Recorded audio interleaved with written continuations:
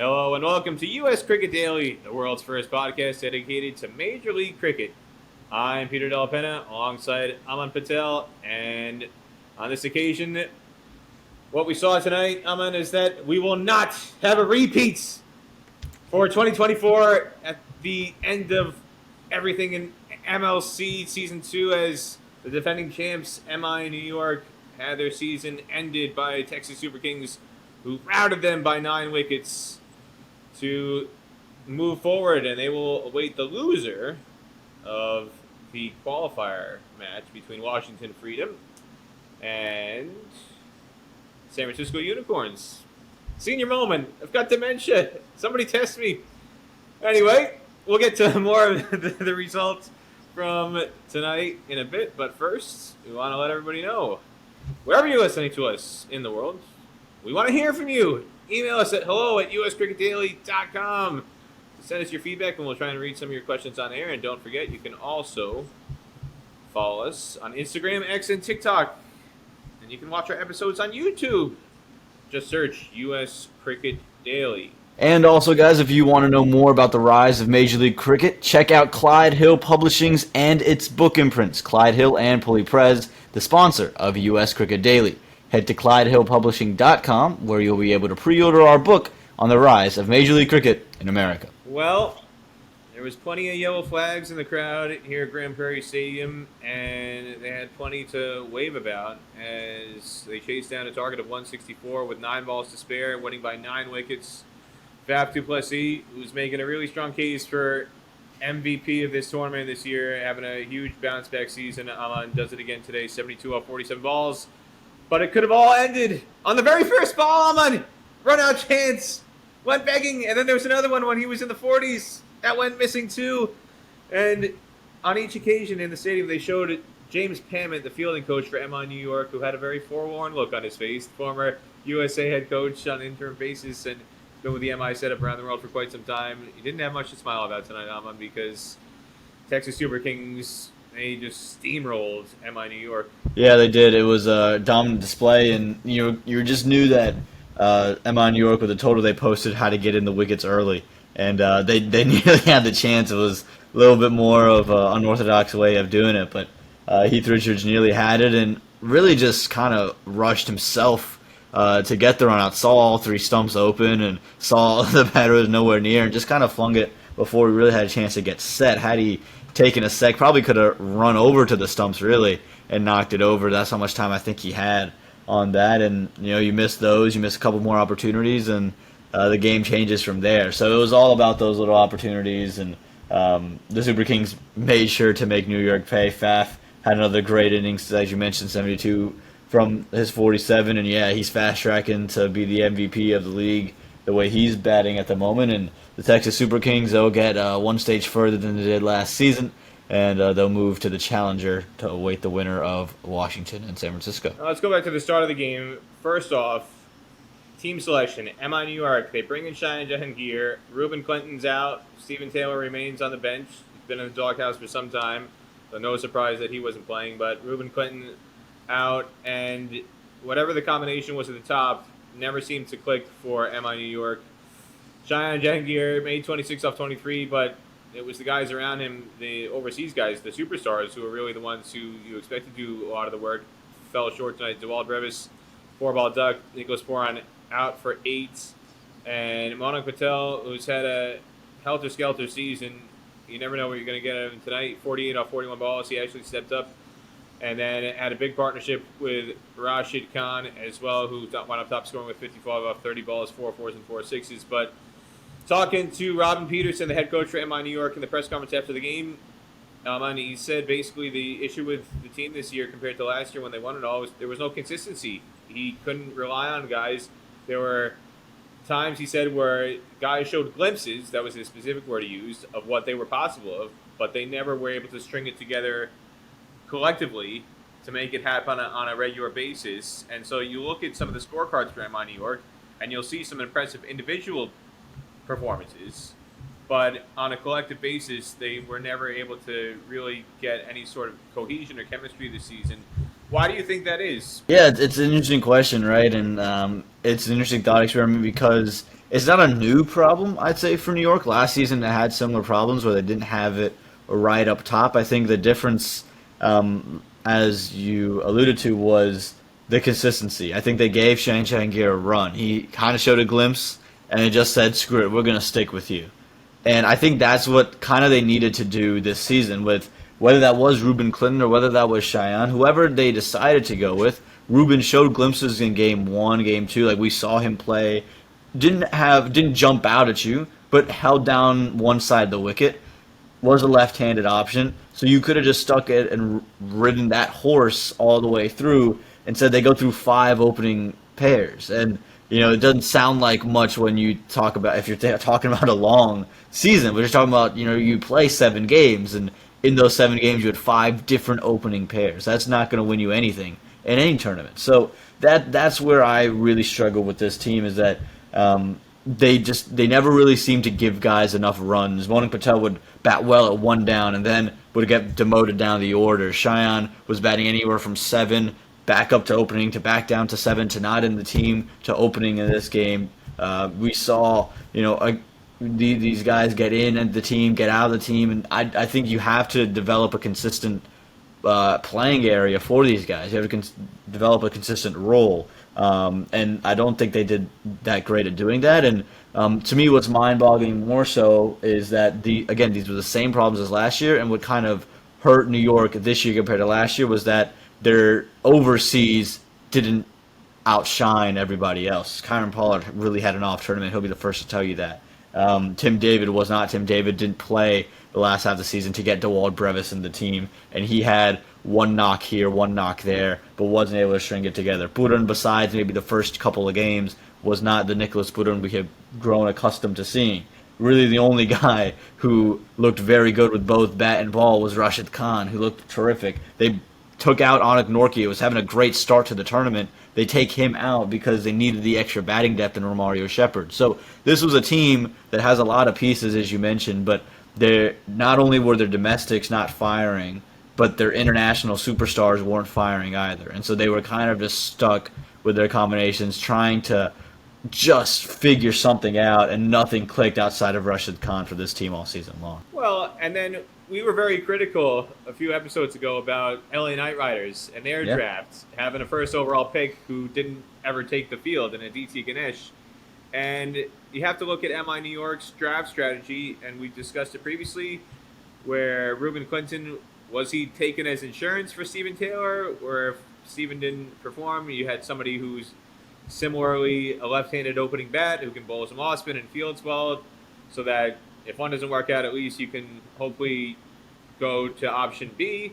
Well, option A and option B weren't in the 11 tonight, Aaman. And Steven Taylor, again, for the first overall pick for MI New York, he winds up only playing 3 games. Yeah. In 1 game, he didn't bat when they had 6 guys bat for MI New York, so he essentially was slotted to come in at 7. Didn't come out to bat. Then he had 2 games where he did open the batting, 18 in 1 match against Texas Super Kings, 18 off 13 balls.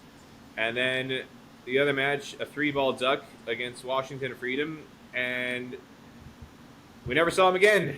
And it wasn't just that, his fielding went south very quickly. He went from being the guy who took arguably the catch of the World Cup, one-handed screamer at slip off of Sarvnesh Walker in the Pakistan match, to putting down chances that drew steely-eyed glares from Kyron Pollard, and I'm sure many others in the MI New York setup as well, and it wound up getting him on the bench. I mean, what did you make of the strategy when you look at it upon reflection? 2 guys, their first 2 picks didn't really pan out, and that obviously is not a recipe for success, Aaman. Yeah, even when they went out, made the picks, it was surprising to see where they made the picks, because you knew Nicholas Budun was going to bat within your top 3, and you were kind of littered with top-order batters when you talk about the guys they retained in Steven Taylor, Monik Patel, Cheyenne Jahangir.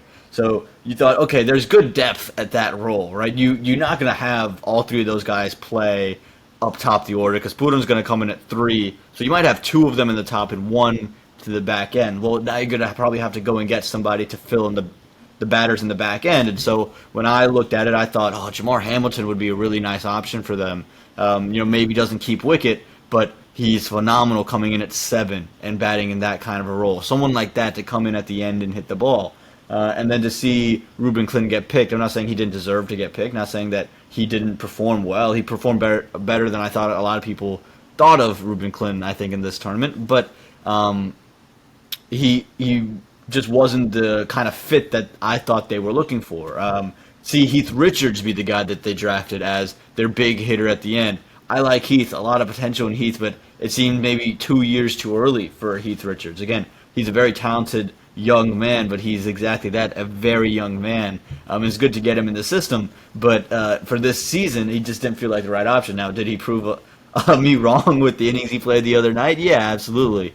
I was just interested. Their draft strategy didn't feel like it made a lot of sense. It reestablished depth at positions they had depth in. So they had 3 top order guys, and they said, all right, we're going to get another top order bat. And to me, it was like, okay, you have the depth up there. Go and get someone that can come in at the end and score some runs, right? And bat in a little bit different of a spot. Even a Jaskron Malhotra could have been, I think, beneficial for MI New York. What he did with LA might have been exactly what you needed, just to give you a little bit more depth in that position. So to me, their drafting was off, I thought. And the combinations, again, were just weird to start out with anyway. Nosh not being in the team on opening day didn't make any sense to me. You know, they got the win on opening day, but Nosh was the standout domestic of MI New York last season, and then they're like, no, we're not going to play him. And they learn their lesson, and then he becomes he's the most economical bowler in the power play this season. Took wickets. I thought they didn't bowl him early enough in this game. I thought it could have been different, maybe taking a wicket earlier if you get Nosh in the game, but I just felt that they were trying to force their 3 top order players into the side, any combination they wanted to. I didn't think they drafted anywhere else, and it kind of trapped them into that. And so when they head to 2025, I think for them it's got to be about addressing the roles down the order. How do we create more depth and a little bit more variation in our batting lineup? Hey, you mentioned Nosh being the most effective bowler in the power play this season, and I was a bit puzzled waiting for him to come on tonight, because of what you just said. He's been somebody who bowls with a new ball and just waiting and waiting and waiting. Where's Nosh? You know, it's like, where's Waldo? Where's Nosh? Where is he? When is he going to come into the attack? Finished the season with 6 wickets in 6 matches, although technically 5, because that first game he played against Washington Freedom, he literally bowled a handful of balls, didn't even bowl a full over before the rain intervened. So you can kind of discount that one from his stats. But 6 wickets, takes the only wicket tonight. He looked good. Another guy who looked good, Rishul Ugarkar, playing his second match. I thought he did okay. He didn't embarrass himself by any stretch of the imagination. None for 19 and 2.3 overs. He got the short straw, though, at the end, being given the dishonor, if you will, of having to bowl the over where it was going to be clear that Super Kings were going to score the winning runs. Yeah.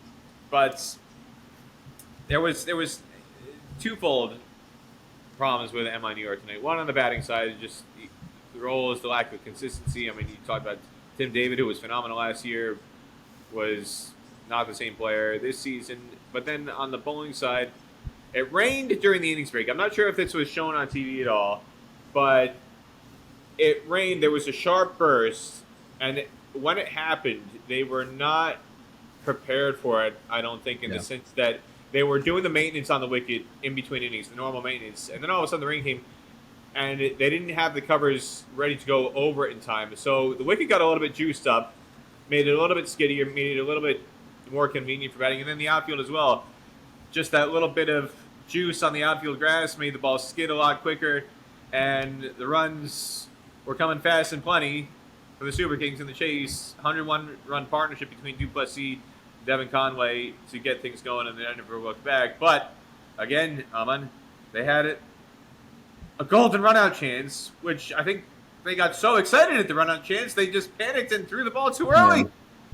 Yeah, no, it was like you said, with all the conditions happening the way they did and playing out. Chris Moore said it during the innings break. He said, with the rain, with the outfield being wet, their swing probably gets taken away pretty early. And so you're going to need to do something really special if you're MI New York to get yourself back into this game, and you had the opportunity there with that run out. If you get a run out there, it's a whole new game. Devin Conway didn't look comfortable all innings long. And again, I think that was just kind of the game. It was just those chances that didn't go MI New York's way. They didn't kind of grab it. And with the ball, there wasn't a lot happening in terms of movement. I thought there was decent enough movement, but they had opportunities to inflict those runouts, get those wickets, and they didn't do it. You mentioned Rushil Agarkar. I think when you reassess the draft, he might be one of their better selections, to be honest with you, in that under-23 round. I was sitting there, I was like, man, I hope he gets a game, but with Ihsan Adil there, it's going to be hard for him to kind of get in. But he gets in for 2 games, and like you said, he didn't embarrass himself. He looked quite decent, and so, again, if you're MI New York, you're going to lick your wounds here. You're done for the year, and at the end of the day, Faf had a great innings. You missed your opportunities. There's not much more you can say beyond that. And now you just reassess and you say, all right, Nosh, he's staying. Rushil, he's a good under-23 talent to have. And then from there, it's what do you like, what don't you like. Monik Patel's had a couple of innings. Is that enough for you to bring him back? Shayan Jahangir showed a flash today. Is that enough for you to bring him back? Is Steven Taylor someone that you're going to go into year 3 with, hoping he gets back to what you thought he was going to be when you drafted number 2 overall? Is Ruben Clinton the guy that you want to move forward with? Is Heath Richards a guy you want to move forward with? Is Ihsan Adil a guy you want to move forward with? And there's some questions to be asked now. So I think as you head into this offseason now, last year I think MI New York probably got jaded with their players because you win the tournament, you win the whole thing, all's well that ends well, no hard feelings. I think this season it's more of a, all right, reality check. What actually needs to happen for us to get into the right frame of mind, into the right selection, into the right combination. So, yeah, there's a lot of things you say about this game. If you're MI New York, it's you had an opportunity. I think the Faf one was the biggest one of the day. Missed the run out, and then from that point on, it was the Faf du Plessis show. So I'm curious now to see what MI New York does with their retentions and stuff like that. Well, we mentioned Nosh Kenjige a few times today. Not only was he active on the field, but he had plenty of support off the field elsewhere in Grand Prairie Stadium. Aaman? Yeah, Peter, we usually save our questions and our feedback for the email, but you were able to get into the crowd today. You spoke to a lot of the fans and to the most passionate fans out there, Nivika and Ashwarya, who are partners of MI's Nosh Kenjige and TSK's Milind Kumar. Let's have a listen to what they had to say and watch out for Kyron Pollard interviewing your interview, Peter. All right, I'm here with 2 very special supporters, respectively, for MI New York and Texas Super Kings. We've got Nivika supporting MI New York and Ashwarya for Texas Super Kings. So what is it like here? You both have partners who play for USA. Nivika, your partner's Nosh Kenjige, and Ashwarya Milind Kumar. You're supporting USA, but you're here supporting your franchises. You're sitting next to each other. You got smiles on your faces.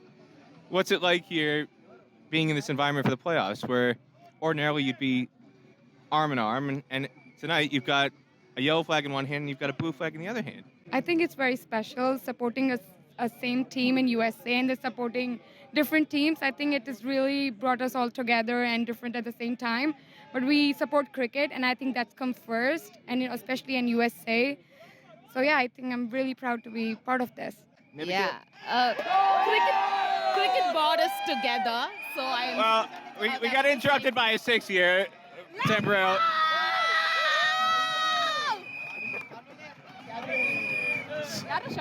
So Nivika can't contain her excitement for the 6, just hit by Kyron Pollard.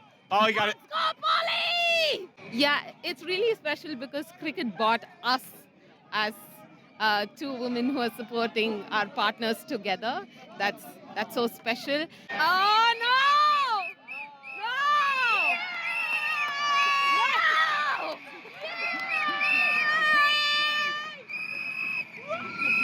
So in case you couldn't tell, Kyron Pollard just got out. So we got Nivika shouting no, Ashwarya shouting yes. Yeah, like Aishwarya said, we support the game, we support our partners, and we are in it here together for our partners, whatever format of cricket they play. What has it been like for you just to watch not just MLC as a whole, but you've obviously got a very close personal connection with what Nosh and Millen have been able to experience and how it's changed their development and boosted their confidence with how they've been able to take what they've learned from the MLC into the USA setup and do what they did in the World Cup. I think MLC has been a very big booster for them in terms of cricket itself, playing with, rubbing shoulders with legends from all over the country who've been playing cricket for many years. I think going into USA cricket, that just pumps up and boosts their confidence. So it's been a great opportunity. Forever thankful for MLC coming into the US. It's been a great opportunity for them to grow. And I hope this continues and they take all the lessons they've learned here into USA cricket and do great for their countries also. I also believe that both MLC and World Cup go hand in hand. So even when World Cup came to USA, I think a lot of people never knew about MLC. But after USA like giving a boost for the World Cup, I think now they have more people watching. So it's also has created more people watching and now more supporting, and they have like it boosting their morale.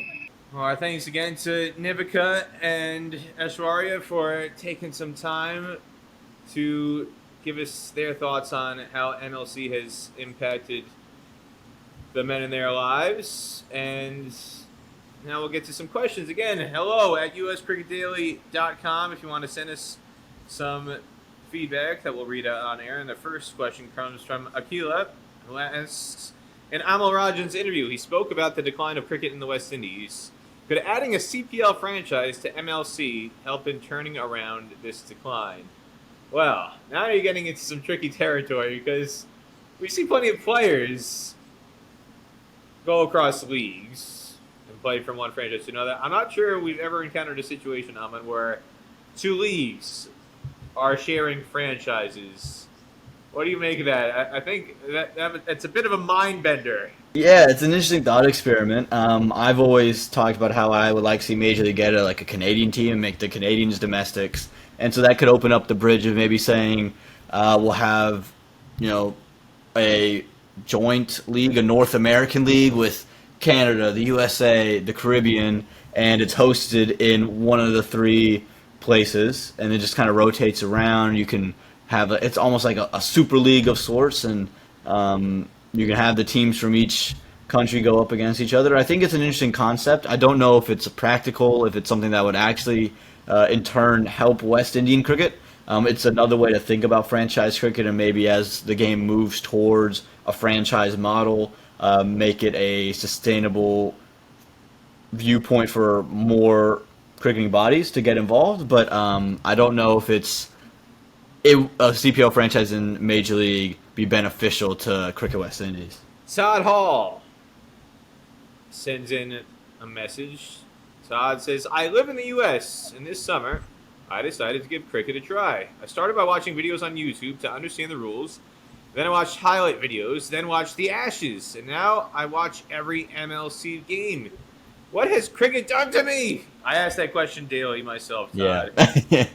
Stuart Broad, by the way, seems like a god. Too bad I missed 99% of his career. Well, this is the eternal question I have, Todd, because I discovered cricket July 22nd, 2005, the day that changed my life forever. It's when I landed in Australia on a semester abroad, and it's right at the start of the Ashes in 2005, that seminal series that had England beating Australia for the first time since 1989, and I got sucked in watching Shane Warne taking 40 wickets in that Ashes series across the 5 test matches. And this guy, Shane Warne, all I could think to myself was, damn it, I've missed the first 14 years of his career. This magic, this charisma, this everything, this box office superstar. He's going to wind up retiring at the end of the 2006-2007 Ashes, so I had about 18 months to enjoy Shane Warne.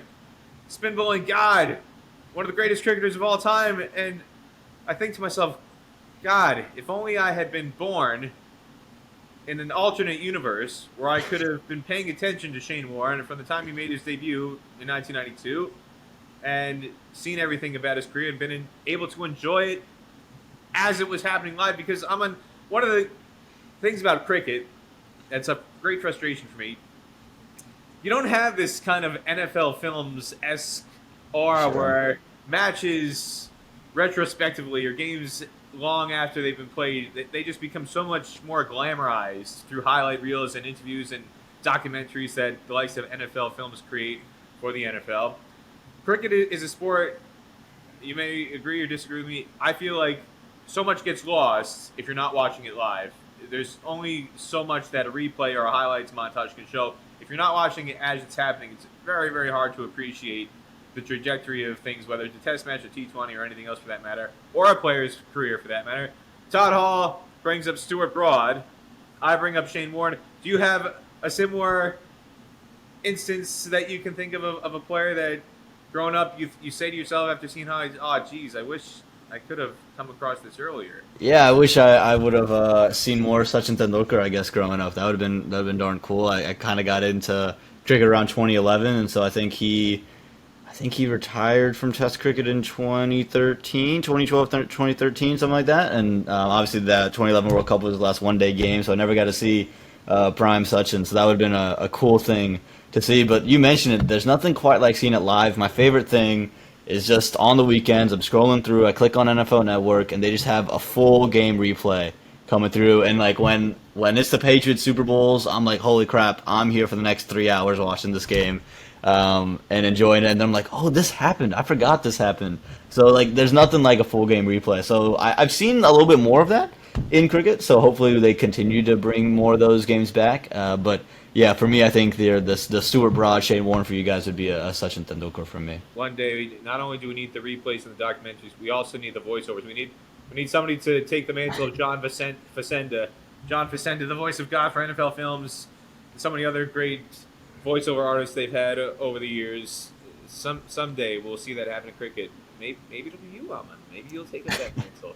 So again, coming up tomorrow, we've got the next playoff match in MLC 2024 between the San Francisco Unicorns and Washington Freedom, the two teams at the top of the table who played each other earlier, and it was a case of both teams having already qualified for the playoffs. One team decided to rest players, one team went all out for victory, and it was ironically the team that rested players, San Francisco Unicorns, who dominated that match, beating the Washington Freedom. And they've got a rematch coming up. And ahead of that rematch, we spoke to Yasser Muhammad, who's one of the under-23 players selected for Washington Freedom, as well as Rahman Dar, who was a USA under-19 teammate of Yasser Muhammad a few years ago.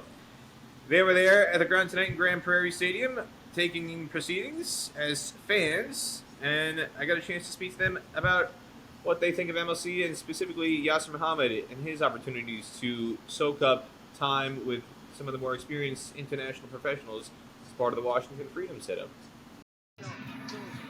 With Yasser Muhammad, USA leg spinner and Washington Freedom squad member, and Rehman Dar, who was part of the USA Under-19 setup, along with Yasser Muhammad. They're watching the playoff match with MI New York and Texas Super Kings. First, I'll start with you, Yasser. You've been a part of the Freedom setup this year. You've been able to be around Steve Smith, Ricky Ponting, and a whole lot of other guys.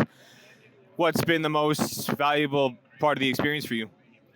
Overall, yeah, it's been a tremendous experience, especially with all these big players.